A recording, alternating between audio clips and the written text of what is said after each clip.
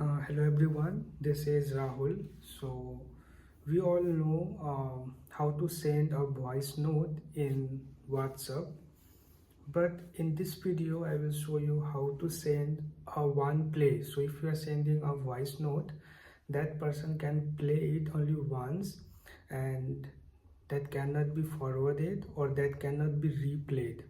So how to send such voice note, I will show you in my mobile screen.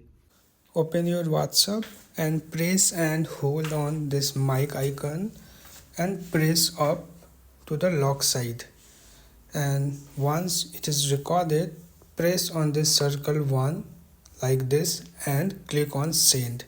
So now you can see a voice message is sent, and that person can play it once. They cannot forward, they cannot do anything, even you cannot hear it what you have sent. So I hope you will find this video useful. Thank you.